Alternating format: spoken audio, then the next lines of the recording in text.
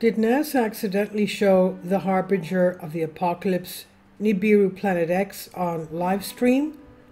While the bulk of conspiracy theorists are filling internet space on the date of the beginning of World War III, the date of the global financial collapse, the explosion of all volcanoes at the same time, and landing of aliens, enlightened ufologists are busy exclusively with the passage of Nibiru, during which all of the above will happen immediately. Unverified sources report that supposedly ufologists and conspiracy theorists are already observing gaps among the clouds, which may indicate that a mysterious planet is now visible from Earth, and according to a small group of researchers, Nibiru may meet the Earth in the near future, which will lead to a global catastrophe and apocalypse. In general, very little is known about this cosmic body. The internet is full of all sorts of theories and assumptions. It's believed that Nibiru is located on the dark side of the sun and is kind of antipode of the Earth. In other words, the second part of our binary system. We do not see this planet because the sun separates us from it, and all other information about Nibiru is very different. There's an assumption that this cosmic body is inhabited by some strange creatures that can both benefit humanity and destroy it. In turn, the space wanderer Nibiru PlanetX has been known since the time of the Sumerians. Reference to PlanetX also found in Egyptian manuscripts. The ancient Greeks called it Nemesis. The planet personifies the goddess of retribution. Many practicing esotericists are convinced that Nibiru is inhabited by highly spiritual beings who have managed to solve the mystery of eternal life. The planet is ruled by the spiritual leader Marduk.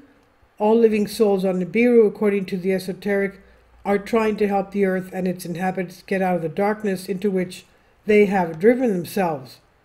And according to ancient beliefs, the inhabitants of Nibiru are trying to hide their existence from humans as much as possible in order to save life on the planet.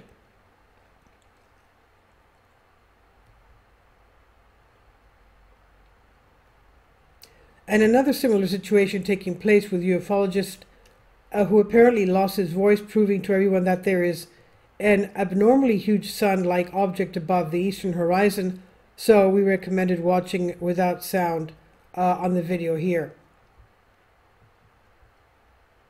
Now, although all the circulating video of Nibiru are extremely informative and very interesting, the most stunning one has just been posted by NASA, and there the Orion spacecraft, dangling around the moon, part of the Artemis II mission, constantly sends wonderful footage of the flat moon, alien lunar fortresses, and so on to Earth.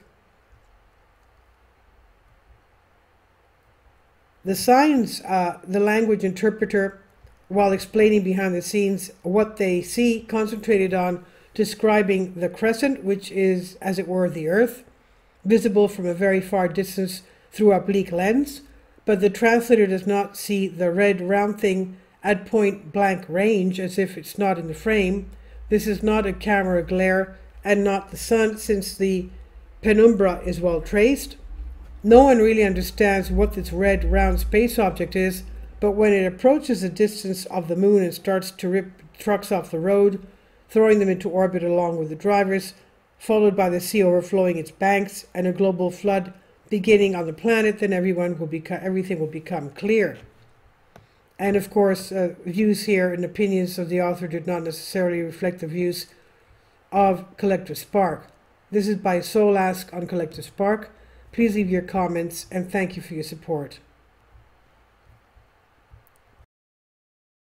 Please support my Patreon account. The daily posts are 5 videos daily, and they are totally different from what I have on my YouTube channel. Thank you so much for your support and that you find all my content so interesting. You'll find the Patreon account details in the description box below.